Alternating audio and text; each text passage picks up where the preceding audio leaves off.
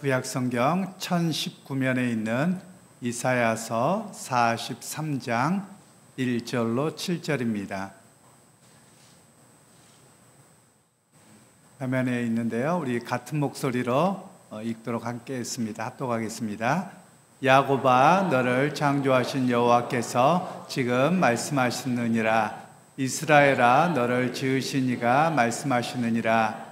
너는 두려워하지 말라. 내가 너를 구속하였고 내가 너를 지명하여 불렀나니 너는 내 것이라. 네가 물 가운데로 지날 때에 내가 너와 함께 할 것이라. 강을 건널 때에 물이 너를 침몰하지 못할 것이며 네가 불 가운데로 지날 때에도 타지 아니할 것이요 불꽃이 너를 사르지도 못하리니 대저 나는 여호와 내 하나님이요 이스라엘의 거룩한 이요 내 구원자임이라. 내가 애굽을 너의 속량물로 구스와 수바를 너를 대신하여 주었노라. 내가 내 눈에 보배롭고 존귀하며 내가 너를 사랑하였은즉 내가 네 대신 사람들을 내어주며 백성들이 네 생명을 대신하리니 두려워하지 말라. 내가 너와 함께하여 네 자손을 동쪽에서부터 오게 하며 서쪽에서부터 너를 모을 것이며 내가 북쪽에게 이르기를 내놓으라. 남쪽에게 이 길을 가두어 두지 말라. 내 아들들을 먼 곳에서 이끌며 내 딸들을 땅끝에서 오게 하며 내 이름으로 불려지는 모든 자 곧 내가 내 영광을 위하여 창조한 자를 오게 하라. 그를 내가 지었고 그를 내가 만들었느니라. 아멘. 2024년 12월 31일이 되었습니다. 마지막 밤이고요. 다시는 올 수 없는 날입니다. 우리가 지나간 세월들을 이렇게 되새겨보면 항상 이때면 하는 말이 있습니다. 다사다난했었다라고 말을 하죠. 나라적으로 보면 참 그랬던 것 같습니다. 또 개인적으로 어떤 분들은 아프기도 했고 여러 가지 상황이 있기도 했을 것 같습니다. 그럼에도 불구하고 오늘 우리가 있습니다. 우리가 항상 기억할 것은 제가 과거를 기억하자라고 말씀을 하는데요. 그것은 과거의 아픔과 고통과 상처를 기억하자는 이야기가 아닙니다.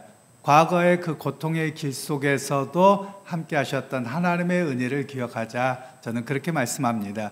그러니까 여러분 2024년에 정말 힘들고 어려웠던 이야기가 있지만 그럼에도 불구하고 하나님이 살아내게 하셨습니다. 함께 하셨습니다. 여러분 그 고백이 바로 우리의 고백이 되어지기를 소원합니다. 그래서 여러분 옆에 분들에게 이렇게 인사하시고 위로하시면 좋겠는데요. 한 해 동안 수고 많았습니다. 애썼습니다. 고생했습니다. 좀 이렇게 위로하면 좋겠습니다. 한 해 동안 수고 많으셨습니다. 고생하셨습니다. 그렇습니다. 여러분 한 해 동안 가정에서 살아내느라고 또 삶의 터전에서 살아내느라고 또 교회에서 봉사하느라고 모두들 수고하셨습니다. 여러분 그 수고를 하나님이 기뻐 받으시고 여러분에게 새로 살아갈 힘과 은혜를 더하실 수 있기를 간절히 소원합니다. 2024년에 여러분에게는 어떤 것이 기억이 남습니까? 이렇게 언뜻 들리는 거 보니까 12월 3일이 기억난다고 하시는 분들이 있는 것 같네요. 또 어떤 분은 바로 지난 주일에 있었던 12월 29일 제주항공 참사가 거의 마지막에 있었기 때문에 우리의 뇌리에 많이 남기도 합니다. 근데 저는 나름대로 생각을 해보았더니 어떤 일이 있나 제가 인터넷 검색도 좀 해봤습니다. 보통은 다사다난했던 해에 이렇게 그 해에 이렇게 다사다난하고 특별한 일이었던 것들이 뜨기 마련인데 올해는 별로 뜨지 않더라고요. 그래서 그만큼 좀 마음이 많이 어려웠던 것 같습니다. 그러면서 저 나름대로 생각해 보았더니 미국에는 트럼프 대통령이 다시 당선된 것이 아마 큰 세계적인 이슈였던 것 같고, 그리고 세계적으로 팔레스타인의 전쟁, 그리고 그 외에 우크라이나 러시아가 전쟁이 계속되는 것, 그리고 여기저기 이상기후가 계속되었던 것 같습니다. 그리고 우리 교회적으로 보면 과연 어떤 일들을 기억할까라고 생각을 해보았더니 아마 지난 8월 달에 우리 비전센터, 이제는 H크로스라고 홀리크로스라고 이름을 지었는데요. 거기 함께 교인들과 공사를 하고 또 교회당 페인트와 여기저기를 함께 할 수 있었던 그런 시간이지 않을까 싶습니다. 아마도 12월 달에 좀 어려운 일이 없었으면 우리에게 제일 기억되는 시간 그러면 교회에서 함께 식사하고 밥 먹고 공사하는 그 시간이요. 아마 이렇게 뽑으셨을 것 같아요. 그런데 워낙 나라의 위중한 상황이 되다 보니 우리가 많은 것들을 놓치고 있는 것은 아닌가 이런 생각이 좀 들기는 했습니다. 아마 제가 설교를 하는 중에 우리 강사님 위해서 사인을 주며 갑자기 제가 새해 인사를 할 겁니다. 그럼 당황하지 마시고 새해 복 많이 받으시라고 서로 인사하고 또 그런 시간을 가졌으면 좋겠는데요. 그래서 본문을 길게 들어가기 전에 되면 좋겠는데 본문이 들어가고 있는 중에 갑자기 새해가 될 수도 있습니다.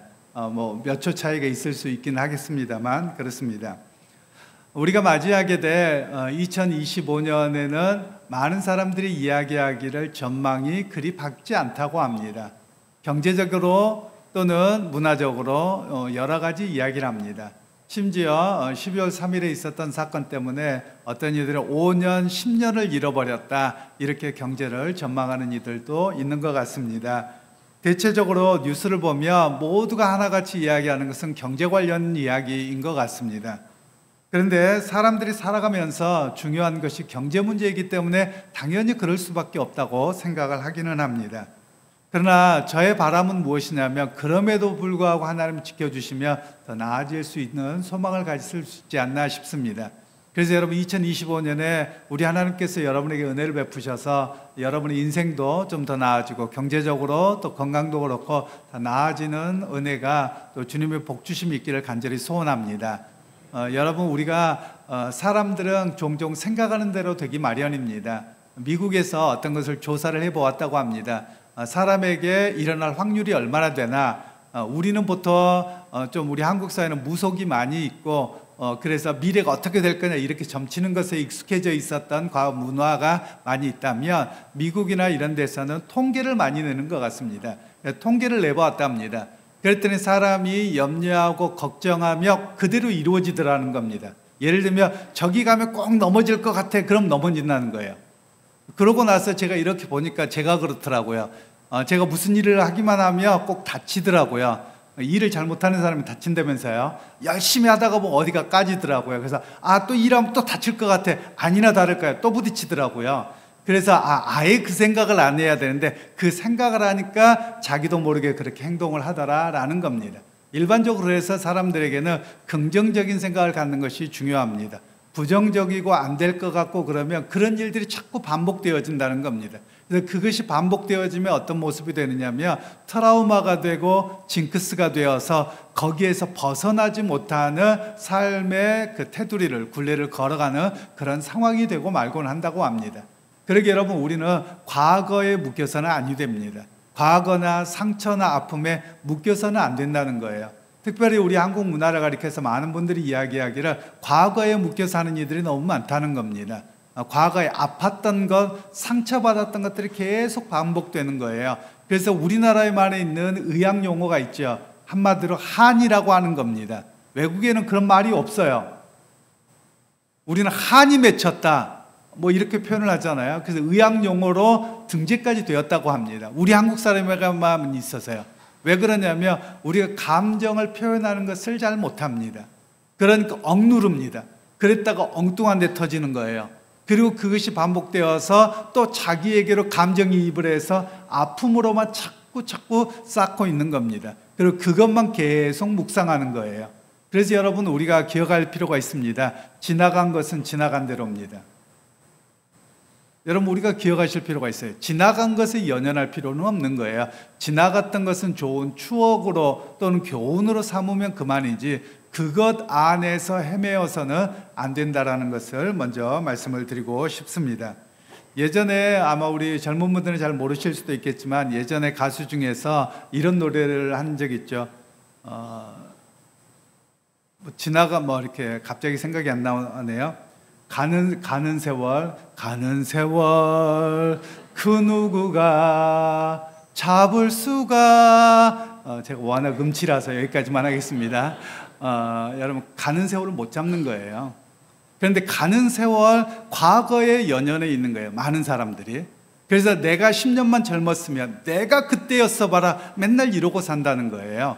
그런데 여러분 살아보시면 알잖아요. 나이에 맞게 살아야 되는 겁니다. 왜냐하면 연세가 드시면 걸음도 늦어질 수밖에 없고, 또 연세가 들어가면 여기저기 아픈 거 당연한 거예요. 그러면 여러분 아프면 어떻게 해야 돼요? 약 먹고 사는 겁니다. 약 먹어서 건강하게 해야 되는 거예요. 그냥 그렇게 맞춰 사는 겁니다. 그런데 우리는 자꾸만 옛날에 건강했을 때만 생각해서 내가 왜 약 먹어야 되고 힘들고 맨날 이러냐고, 이래서 우리가 아픔이 되고 더 속상하고 이런 모습이 있더라라는 것이죠. 그러니까 여러분, 지나가는 세월들 속에서 세상 가요이기는 합니다만 굉장히 우리에게 주는 메시지도 있더라고요. 그러면서 지나간 시간들 속에 있었지만 그래도 우리가 붙잡아야 될 것은 그 모든 과정에 하나님이 동행하셨습니다. 그것을 고백할 수 있는 저와 여러분들이 되기를 소원합니다. 그래서 과거에 붙잡히지 않는 여러분들이 되기를 소원합니다. 여러분, 우리 주로 가족들하고 같이 많이 앉아 있을 텐데요. 한번 주위 분들하고 이렇게 인사하시면 좋겠습니다. 다시 한번 이렇게 하시면 좋겠습니다. 과거를 용서해 주십시오. 과거를 용서해 주십시오. 과거를 용서해 주십시오. 또 과거에 얽매이지 맙시다. 이렇게 인사하시면 좋겠습니다. 네, 과거에 매이지 않는 저나 여러분들이 되었으면 좋겠습니다. 그래서 과거가 작용하기 시작하면 굉장히 어렵습니다. 특별히 우리 한국 사회가 그런 것 같습니다. 한국 사회가 정치적으로나 또 여러 가지 이념적으로 시간이 아직 안 됐나요, 강사님? 거의 다 돼가지 않나요? 아직 안 되는 모양입니다. 아직 덜 됐군요. 왜냐하면 지금 제 앞에 보이는 저 시간하고 실제 시간하고 조금 차이가 있어요. 매번 그래서 그렇긴 합니다만, 우리가 종종 생각하기를 그 과거에 매여 있어서 우리가 사람을 평가할 때 옛날의 모습을 가지고 자꾸 평가하고 재단하려고 하는 그런 모습이 우리에게 있더라라는 것이죠. 네, 시간이 맞춰서 8, 7, 6, 5, 4, 3, 2, 1. 네, 새해가 되었습니다. 우리 주위 분들에게 새해 복 많이 받으세요. 행복한 새해가 됩시다. 이렇게 인사하시면 좋겠습니다.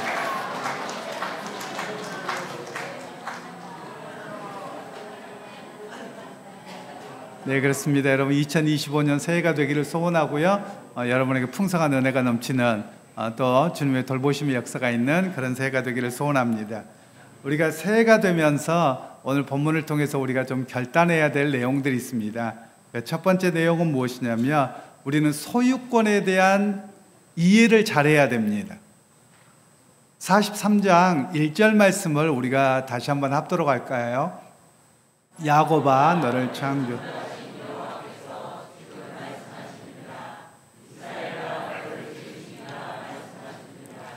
너는 두려워하지 말라. 내가 너를 구속하였고 내가 너를 지명하여 불렀나니 너는 내 것이라. 아멘.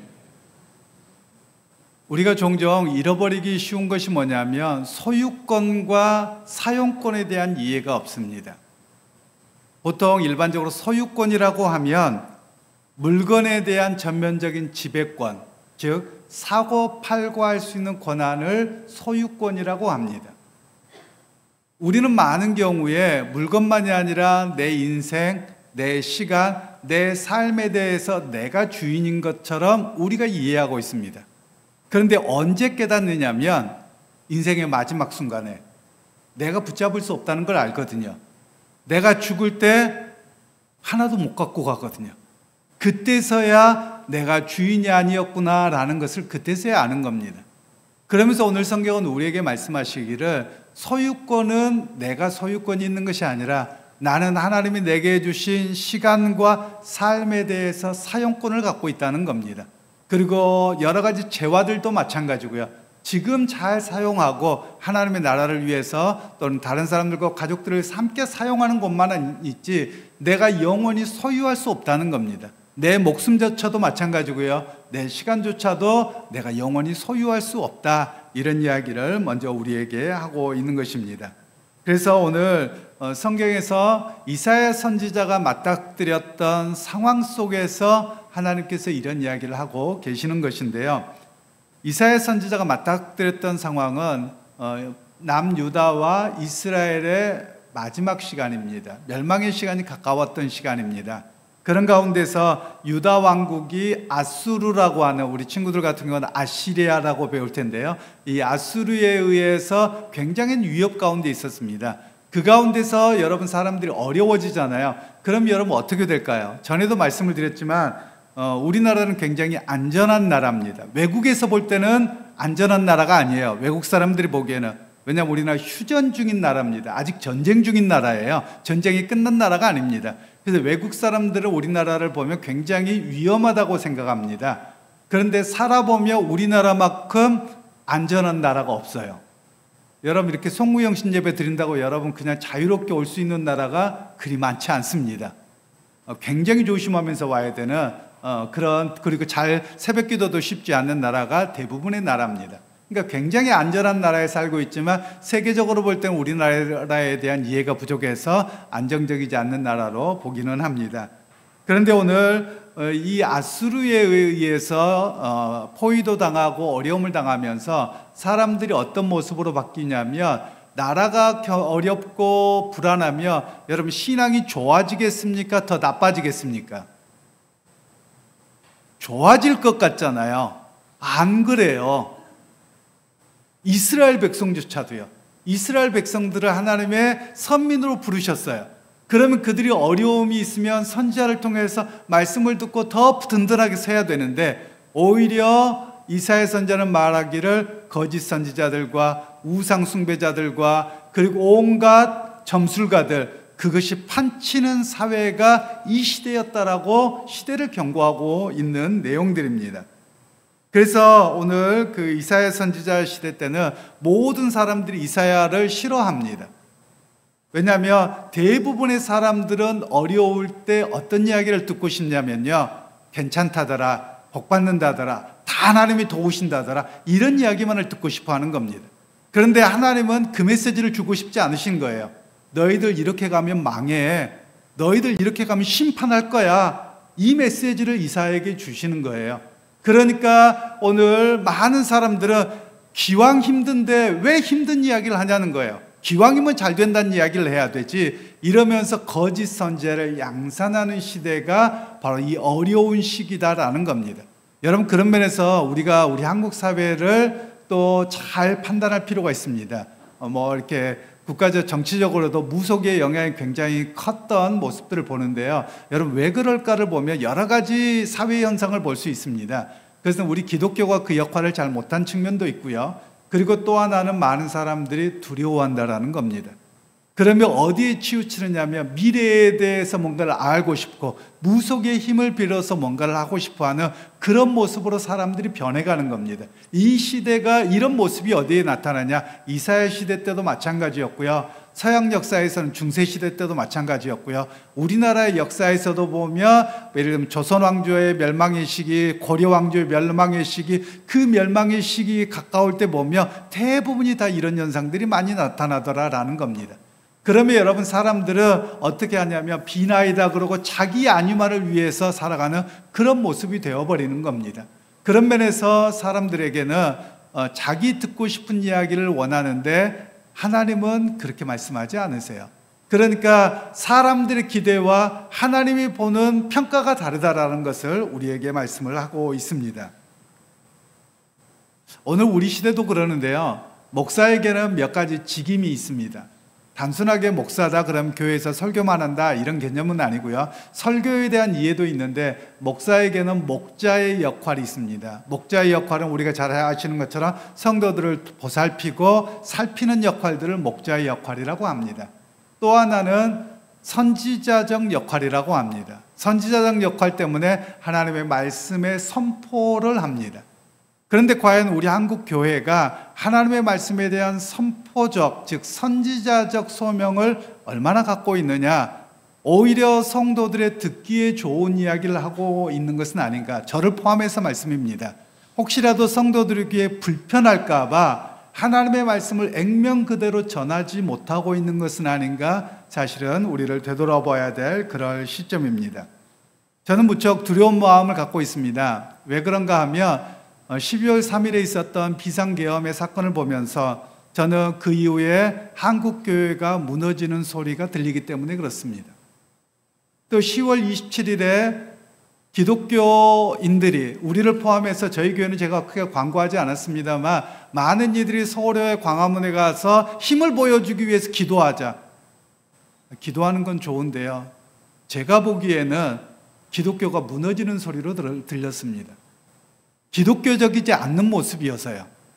왜 기독교적이지 않는 모습이냐면, 기독교인은 오른뺨을 때리면 왼뺨도 되라는 거예요. 누가 오리를 가자고 하면 십리를 가주라는 거예요. 겉옷을 달라 그러면 속옷까지 주라는 거예요. 그런데 힘 자랑을 하다니요. 여러분, 이건 세상적인 방법인 거예요. 기독교적인 방법이 아니에요. 주님께서 보여주신 방법이 아닌 거예요. 그러다 보니 우리는 뭘 모르고 있냐면, 세상 사람들이 우리를 어떻게 바라보고 있느냐를 잃어버리고 있는 거예요. 잊어버리고 있는 거예요.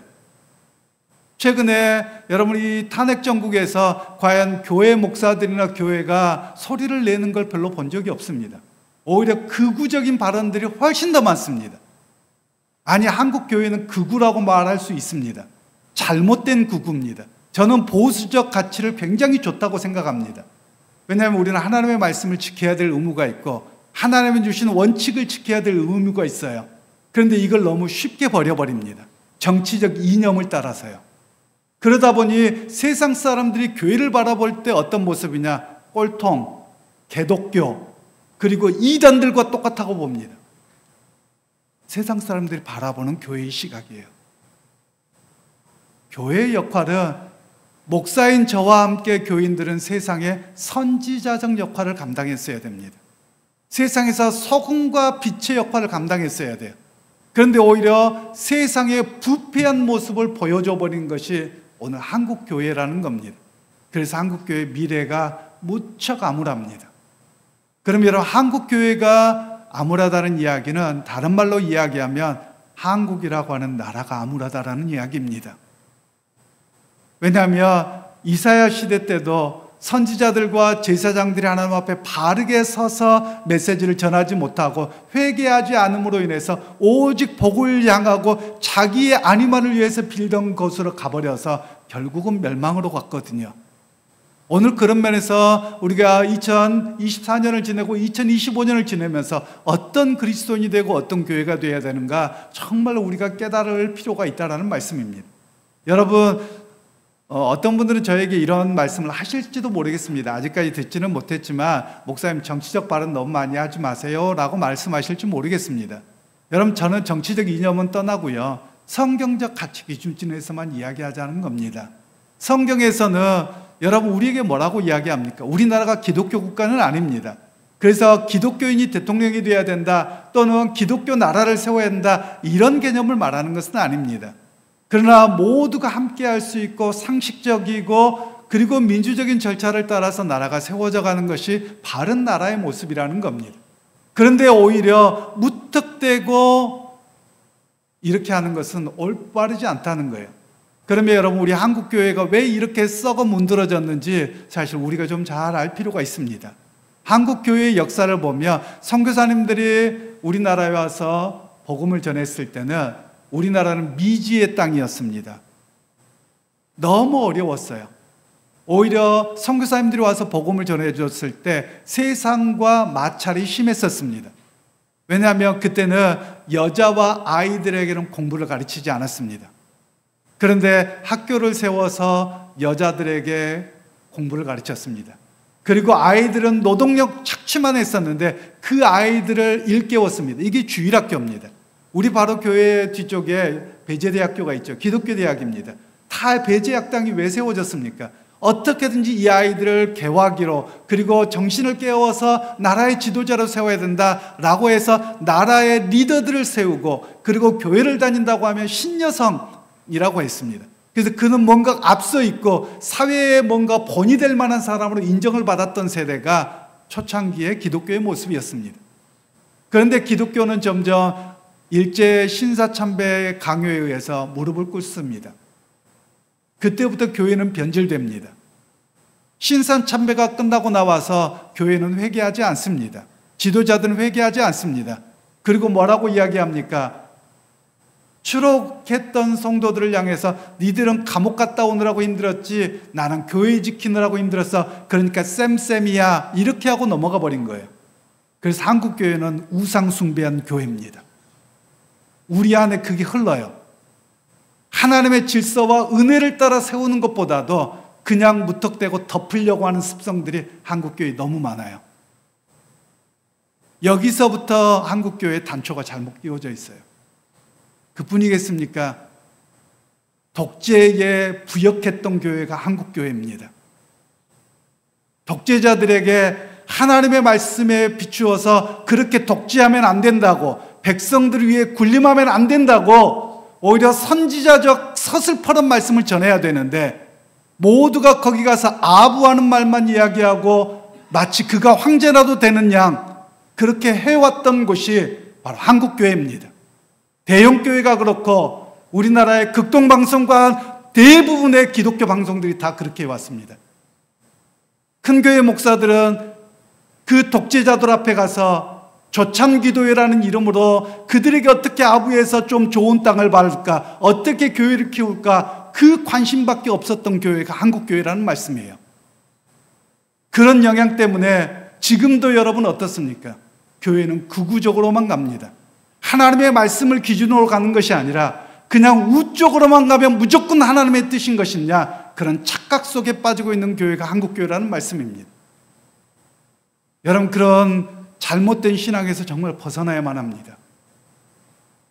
우리 한국 사회는 오직 이념전쟁 그리고 기복주의로만 전락된 그런 우상 종교적인 교회로 전락해버렸습니다. 여러분, 그 시대에 여러분 우리도 모르는 사이에 어떤 식이 되었느냐, 제가 여러분들과 제자훈련을 많이 합니다. 여러분 좀 놀라지 않습니까? 저는 여러분들과 성경 공부를 하면서 정말 가슴을 찢습니다. 성경을 읽고도 무슨 말인지를 모른다니요. 성경을 좀 읽고 이게 무슨 말씀이니까 하며 그냥 읽기만 하지 무슨 말씀인지를 몰라요. 여러분, 왜 이렇게 교회가 되었습니까? 우리 자신들이 깨어있지 않아서 그래요. 그러니 온갖 목사들이 여러분의 사탕 발림만 하고 귀에 좋기만 하면 무조건 아멘이고, 말도 안 되는 성경 이야기를 가져다가 거짓부렁을 해도 무조건 아멘만 합니다. 종교에 세뇌된 교회가 한국교회가 되어버렸다는 말씀입니다. 여러분, 그래서 정말 깨어있으셔야 됩니다. 2025년에는 여러분 이런 종교적인 언사에 세뇌된 그리스도인이 아니라 하나님의 말씀을 따라서 바르게 살아있는 그리스도인이 되어야만 합니다. 그래서 그 말씀이 무엇인가를 붙들고 살아내는 능력이 회복되어야만 합니다. 여러분, 그렇지 아니하면 한국교회는 더 이상 희망이 없습니다. 많은 목회자들과 학자들이 그런 이야기를 합니다. 한국교회는 희망이 더 이상 없다. 그런데 우리는 뭐라고 합니까? 내 교회는 괜찮으니까 라고만 생각합니다. 한국교회가 세상에 빛의 역할과 소금의 역할을 감당하지 못합니다. 여러분, 교회가 그렇게 많습니다. 여러분, 밤에 밖에 나가서 보십시오. 교회 십자가가 얼마나 많습니까? 그런데 2024년에 내란이라니요, 비상계엄이라니요, 그리스도인들이 그렇게 많은데요, 정치하는 사람들 중에 그리스도인들이 많은데요, 심지어 계엄 사령관도 그리스도인인데요, 예수를 제대로 믿는 것이냐라는 거예요. 예수 앞에 어떻게 서려고 여러분 이렇게 살아가냐는 겁니다. 여러분, 우리가 깨어있지 않으면 우리도 동일하게 그렇게 가버리고 만다라는 말씀이에요. 그러게 여러분, 2025년에는 정말 깨어있어야만 합니다. 여러분, 정치적 성향이 여러분 이쪽이든 저쪽이든 상관없습니다. 그러나 여러분, 우리가 기본적으로 지켜야 될 것은 하나님의 말씀을 따라서 과연 어떤 것이 옳은 것이냐를 분별할 능력이 있어야 된다는 말씀이에요. 분별하지 못하면 여러분, 지도자들에 의해서 여러분의 인생을 송두리째 다 망가뜨려 버립니다. 여러분, 기억하십시오. 우리가 보통 이단들에게 여러분 구원이 있습니까? 없습니까? 없다고 합니다. 왜요? 근데 한 사람 한 사람을 만나보면 너무 신실합니다. 너무 신실하고 너무 헌신적이에요. 그런데 구원이 없다고요. 왜요? 믿음이 잘못되었기 때문에 그렇죠. 방향이 잘못되었기 때문에 그렇죠. 우리 교회가 그럴 수 있다는 말씀이에요. 제가 수많은 목회자들하고도 이야기를 나누다 보면 과연 주님에 대한 사랑이 있나? 하나님의 심판에 대한 두려움이 있나? 아니면 천국에 대한 소망이 있나? 오직 이 땅밖에 관심이 없는 그런 모습들이 너무 많이 보인다라는 거예요. 여러분, 그런 면에서 2025년에는 정말 깨어있는 신앙인이 될 수 있기를 소원합니다. 그래서 무조건 믿사오니가 아니라 하나님 내게 지혜를 주시고 분별력을 주셔서 하나님의 말씀을 기준을 따라 깨어있는 그리스도인이 되게 하옵소서. 그리고 내가 있는 삶의 자리에서부터 소금과 빛의 역할을 감당하는 그리스도인이 되게 하옵소서. 그 고백이 바로 우리의 고백이 되어지기를 소원합니다. 두 번째로 하나님은 인생 가운데 함께 하시는 것을 말씀하고 있는데요, 2절과 3절 말씀을 우리가 합독하도록 하겠습니다. 내가 물 가운데로 지날 때에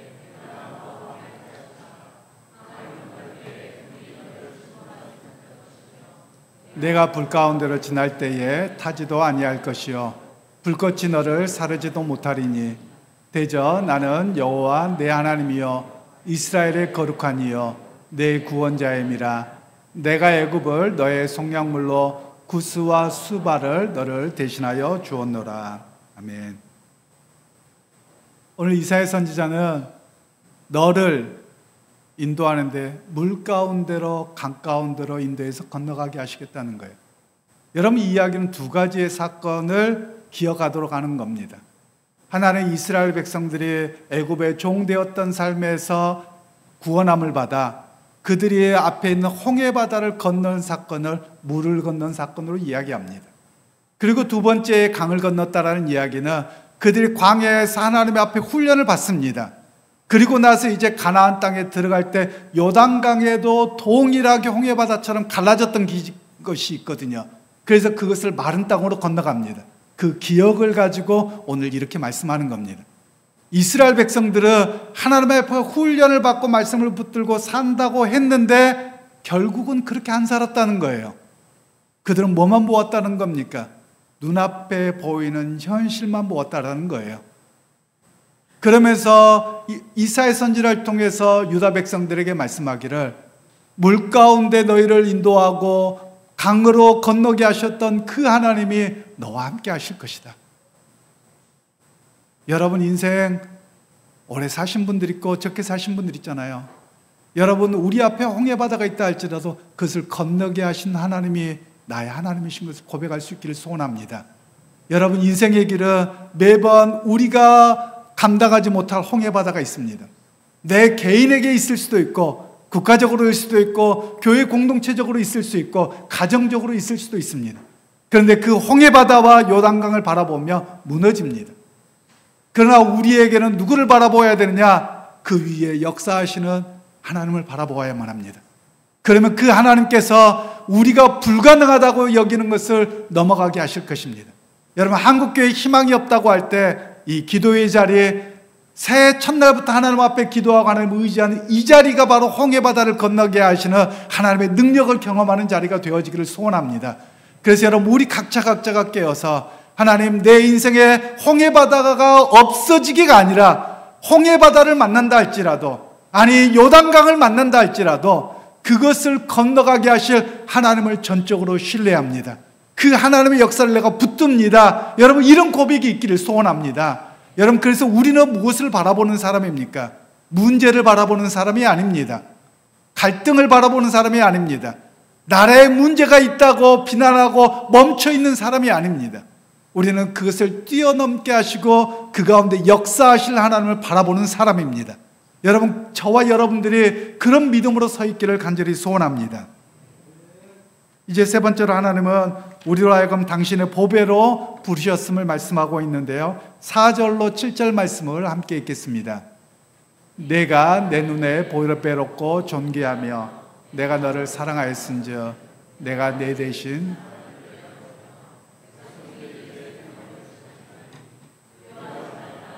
내가 너와 함께하여 내 자손을 동쪽에서부터 오게 하며 서쪽에서부터 너를 모을 것이며 내가 북쪽에게 이르기를 내놓으라 남쪽에게 이기를 가두어 두지 말라 내 아들들을 먼 곳에서 이끌며 내 딸들을 땅끝에서 오게 하며 내 이름으로 불려지는 모든 자, 곧 내가 내 영광을 위하여 창조한 자를 오게 하라. 그를 내가 지었고 그를 내가 만들었느니라. 아멘. 하나님 우리를 보시면서 하시는 말씀이에요. 내가 내 눈에 보배롭다. 모든 사람에게 말씀하시는 게 아니에요. 이스라엘 민족에게 말씀하시는 게 아니에요. 우리가 착각하는 게 있습니다. 특별히 우리 한국의 문화는 집단주의 문화입니다. 단일 민족입니다. 그러니까 나라나 교회를 너무 많이 강조해요. 여러분, 국가가 구원받지 않습니다. 교회가 구원받지 않습니다. 개인이 구원받습니다. 각자 하나님 앞에 바르게 서야 된다는 거예요. 그래서 오늘 성경에서는 내가 내게 보배롭다고 말씀하시잖아요. 이스라엘 전체가 보배롭다고 말씀하시는 게 아니에요. 그래서 오늘 그리스도인 한 사람 한 사람이 그리스도 앞에 보배롭다고 인정받은 게 무엇 때문이었느냐? 하나님에 대한 의지, 하나님의 은혜와 인도하심을 온전히 믿고 신뢰하는 그가 보배롭다고 말씀하고 계시는 겁니다. 여러분, 세상에 속지 않는 여러분들이 될 수 있기를 간절히 소원합니다. 그래서 여러분, 믿음을 따라 살아가는 저와 여러분들이 되기를 소원합니다. 여러분, 세상에 물질적인 거, 건강 있을 수도 있고 없을 수도 있고, 어떨 때는 있고 어떨 때는 없기도 하고, 어떨 때는 성공하기도 하고 실패하기도 합니다. 또 성공이 잘 안 되는 인생이 될 수도 있습니다. 괜찮습니다, 여러분. 그것이 우리의 인생의 전부는 아닙니다. 우리는 그리스도인으로 우리 주님을 의지하고 살아가는 것이 인생의 승리자가 되는 것입니다. 바로 하나님은 그것을 보배롭다고 보고 계시는 거예요. 그러면서 오늘 이사야 선지자는 진정한 이스라엘이 누구냐라는 것을 말씀하고 계시는 겁니다. 진정한 이스라엘은 이스라엘 민족을 이야기하는 게 아닙니다. 하나님에 대한 전적인 신뢰의 믿음 속에서 살아가는 그를 가리켜서 말씀하고 계시다는 말씀이에요. 여러분, 오늘 우리는 많은 착각 속에 있습니다. 교회 다니면 자동적으로 구원받는다고 생각합니다. 아니요. 교회는 다녀야 돼요.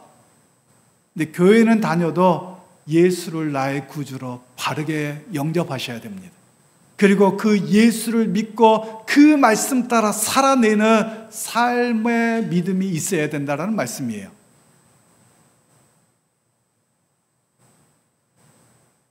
하나님을 경외하고 의지하는 사람은 소수입니다.